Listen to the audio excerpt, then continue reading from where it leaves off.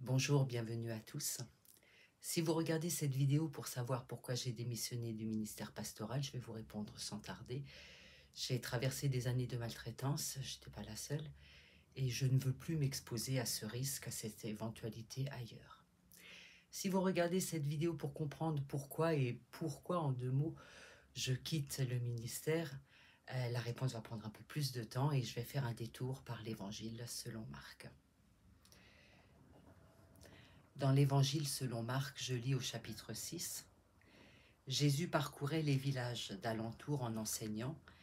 Ayant appelé les 12, il se mit à les envoyer 2 à 2, en leur donnant autorité sur les esprits impurs. Il leur enjoignit de ne rien prendre pour la route, sinon un bâton seulement, ni pain, ni sac, ni monnaie de bronze à la ceinture, mais, disait-il, chaussez-vous de sandales et ne mettez pas de tunique. Il leur disait encore, lorsque vous serez entrés dans une maison, demeurez-y jusqu'à ce que vous quittiez l'endroit. Et si quelque part les gens ne veulent pas vous accueillir ni vous écouter, en partant de là, secouez la poussière de vos pieds. Ce sera pour eux un témoignage. Ils partirent et proclamèrent qu'il fallait changer radicalement. Ils chassaient beaucoup de démons, faisaient des applications d'huile à beaucoup de malades et les guérissaient. Les indications sont claires. Il ne faut rien prendre pour la route, pour cette mission, sinon 4 éléments. Un bâton à la main, des sandales aux pieds, une tunique et une seule, et une ceinture vide de tout autre élément. Est-ce que ça vous rappelle quelque chose? Eh bien oui, ça rappelle le récit de l'Exode, la nuit où des individus tenus en esclavage en Égypte sortent de ce pays de tyrannie pour aller dans le désert sous la conduite de Moïse, pour découvrir la liberté, pour se constituer en tant que peuple. Cette nuit-là, la nuit de Pâques, ils partent sans rien emporter et n'ont sur eux que les sandales, une tunique, un bâton et la ceinture. La thématique de la liberté, je crois ici, de la libération est évidente chez Marc.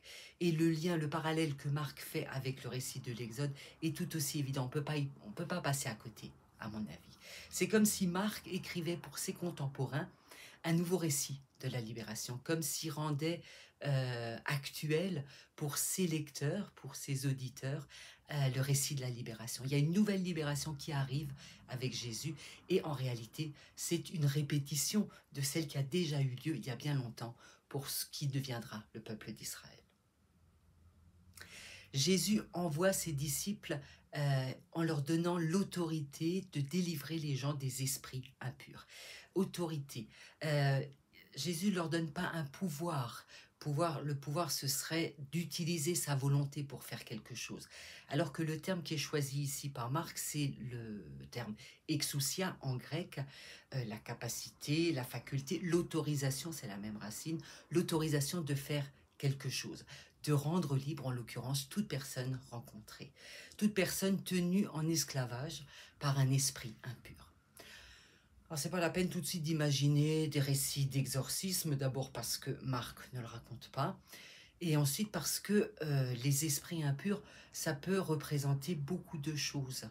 Ça peut désigner, en fait ça désigne tout ce qui empêche de vivre. L'impureté, c'est ce qui empêche la vie. Alors pour nous, ça peut être les regrets contre un bal, la culpabilité, les casseroles, les échecs. Ça peut aussi être ce que les autres attendent de nous, les exigences qu'on s'impose à soi-même, cette obligation de réussir en permanence. C'est tout ce qui empêche de vivre, puisque, selon la parole du Deutéronome, le destin de tout humain, c'est de choisir la vie pour vivre. Les disciples sont donc ici rendus capables de rendre la vie à toute personne rencontrée. C'est la mission. C'est ainsi que Marc comprend et définit la mission des disciples, et c'est aussi comme ça que nos églises chrétiennes la comprennent et la mettent en œuvre.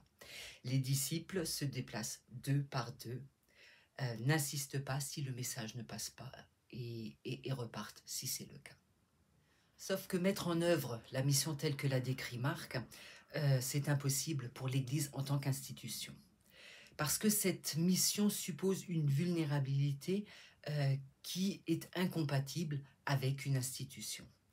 L'institution Église est immobile, Elle est installée, on pourrait parler, on pourrait évoquer le patrimoine immobilier que possèdent les paroisses et les églises, souvent complètement disproportionné par rapport aux forces vives qui composent les paroisses en question.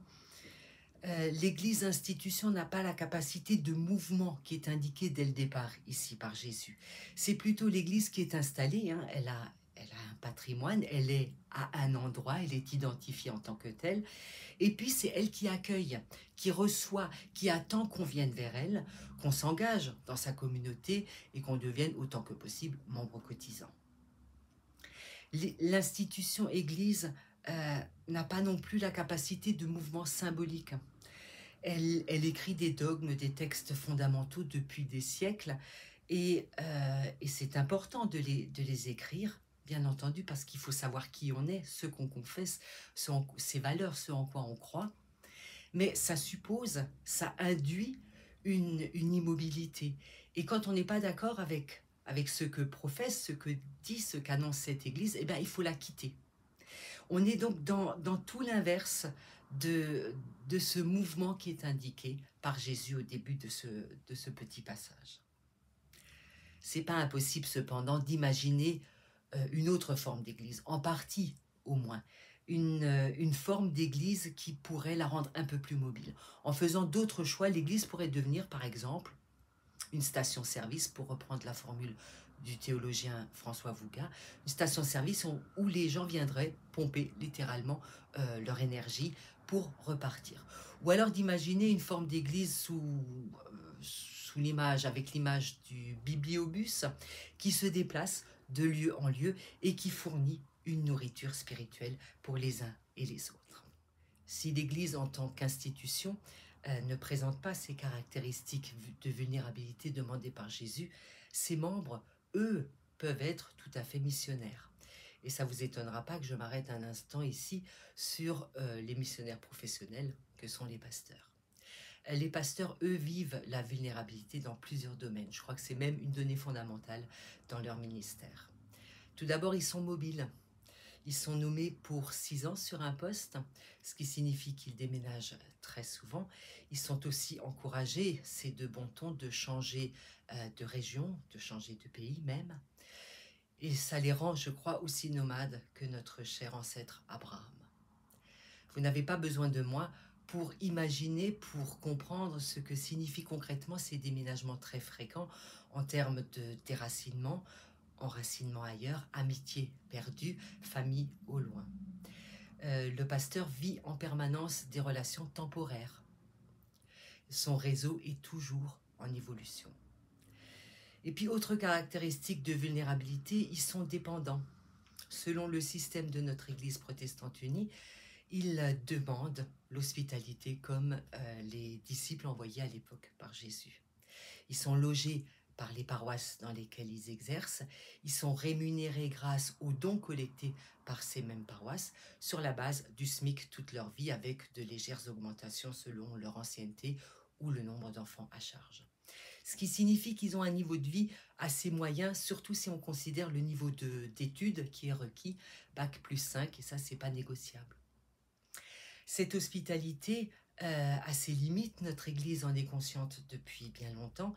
C'est pourquoi le pasteur peut demander à l'occasion, quand c'est nécessaire, des aides financières à des associations en cas de grosses dépenses de santé, en cas de longues études de ses enfants. Mais ces aides, il faut les demander, il faut constituer un dossier, il faut se présenter un peu plus vulnérable, un peu plus dépendant encore, et se savoir une charge. Loger gratuitement, payer grâce au bon vouloir, grâce à l'engagement des uns et des autres, secouru quand c'est nécessaire. Le pasteur est très bon copain avec la vulnérabilité toute sa vie. Et il a souvent l'occasion dans sa vie professionnelle, dans son ministère, de se sentir mini. Du côté symbolique, le pasteur connaît bien la vulnérabilité aussi. Nous sommes embauchés en vertu de notre capacité à penser, à élaborer la foi en relation avec la vie des personnes. Rendre accessible l'Évangile à ceux que nous rencontrons, ceux que nous trouvons sur notre route. Or, le centre de l'évangile, eh ben, c'est la vulnérabilité, justement. Souvenez-vous, si on reprend le livre de l'Exode, souvenez-vous pourquoi il est question de libération. Dieu entend le cri de ses enfants, de ces individus esclaves, et les auteurs de l'Exode nous disent il est remué dans ses entrailles, hein, ça bouge à l'intérieur de lui-même. Il y a une autre expression biblique qui dit que l'utérus de Dieu se contracte. Si on prend deux fêtes majeures du christianisme, Pâques et Noël, c'est aussi la vulnérabilité qui est mise en avant en réalité. À Noël, Jésus naît dans l'arrière-boutique, dans une étape misérable. À peine né, il est lancé sur les routes de l'exil.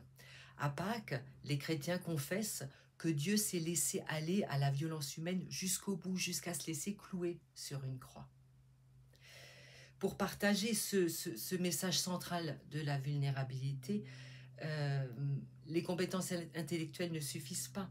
Il faut avoir connu, il faut avoir expérimenté soi-même cette vulnérabilité pour pouvoir rejoindre l'autre.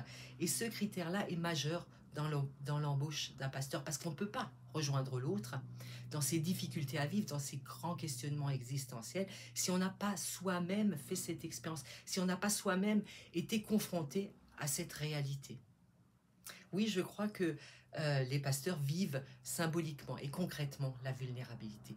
Et s'ils passent leur temps à prêcher, à encourager les uns et les autres à être sensibles à la vulnérabilité, aux personnes vulnérables qu'on a devant nos yeux, ils sont concernés en premier lieu par leur propre prédication. Cette vulnérabilité est connue de tous ceux qui s'intéressent un peu au fonctionnement de notre Église. Eux savent que le pasteur est plus exposé que eux quand ils décident de ne plus être missionnaires. Eux ne sont pas obligés de quitter leur logement, leurs amis, leur profession quand ils ne peuvent plus ou quand ils ne veulent plus être missionnaires. La vulnérabilité est au centre de l'Évangile. Et pourtant, elle dérange quand elle s'exprime, parce qu'elle est synonyme de fragilité, de faiblesse, d'hypersensibilité. Elle porte en elle le risque de cassure, de burn-out. Et c'est pas la peine de dire « ouais, c'est à cause de la société qui nous veut toujours fort, efficace, dynamique ». L'Église, je crois, est tout aussi embarrassée quand elle est confrontée à l'expression de la vulnérabilité. Quand ceux qui sont supposés être moteurs, quand ceux qui sont supposés porter une communauté s'effondrent, développent une maladie ou font un AVC. Pas formés, pas équipés, nos responsables attendent le plus souvent que ça passe, que ça se tasse ou que ça s'arrange tout seul. Il est temps alors de se souvenir de toutes les indications que Jésus donne au moment où il envoie ses disciples en mission. La dernière partie, on a tendance à l'oublier. Et c'est souvent une partie qui n'est pas retenue quand on prêche sur ce texte. C'est pourtant celle qui est la plus explicitée. C'est celle pour laquelle Marc cite Jésus. Si ça ne colle pas, si ça ne percute pas, si le message ne passe pas, dit Jésus, parce qu'il admet cette possibilité dès le début, eh bien alors partez. Partez, lâchez l'affaire et allez porter le message plus loin. Secouez la poussière de vos sandales. C'est ce geste, cette dernière partie de la mission que je mets en œuvre aujourd'hui. J'ai appliqué les premières consignes pendant 27 ans. Maintenant, eh bien, il est temps que j'applique cette dernière. Je pars et je laisse la poussière du lieu à ce lieu. Vous le savez, la poussière, c'est symbole de mort. Tu es poussière et tu retourneras à la poussière. C'est ce qu'on peut lire dans la Genèse. Le prophète Ésaïe utilise également cette image de la poussière comme cendre, comme symbole de mort. Alors, on n'emporte pas ce qui est symbole de mort. Je n'emporte pas ce qui est symbole de mort, ce qui a été pour moi symbole de mort ici. Et je vais porter la libération, je vais porter ce message ailleurs, à d'autres. Ce que nous voyons comme un échec est déjà envisagé par Jésus dès le départ. Dans sa bouche d'ailleurs, il n'est question ni d'échec ni de réussite, vous l'avez peut-être relevé, mais simplement la reconnaissance que parfois la rencontre n'a pas lieu, que parfois l'évangile n'a pas de sens pour certains, ou que ce n'était pas le bon moment, pas le bon endroit. Quand la vulnérabilité du porteur du message ne rencontre pas la vulnérabilité des personnes du lieu, alors il faut partir. Si ce passage de l'Évangile selon Marc fonde la mission telle qu'elle est pratiquée dans nos églises, alors il faut prendre en compte toutes les indications de Jésus, notamment la dernière, celle qui consiste à ne pas rester sur place, à ne pas insister quand ça ne passe pas. Parce qu'on risque de lasser, voire de briser les uns ou les autres. Prendre en compte toutes les indications, les premières qui peuvent être résumées par la vulnérabilité, parce que Jésus envoie ses disciples avec très peu de choses sur le dos et zéro bagage. En cela, Jésus s'inscrit dans une longue tradition biblique, parce que la Bible présente toujours les personnages, que ce soit Abraham, Joseph, Jacob, Jonas, comme des personnes qui ont un passé parfois difficile, qui trimballent chacun leur casserole, qui ont eu leur temps du désert, comme Jésus d'ailleurs. Leur vulnérabilité est devenue leur atout. La vulnérabilité de Dieu qui est exprimée à Pâques ou à Noël est son atout principal. Notre vulnérabilité est notre atout. Et tant mieux, parce que en cela, avec cette vulnérabilité, nous sommes complètement humains, complètement divins.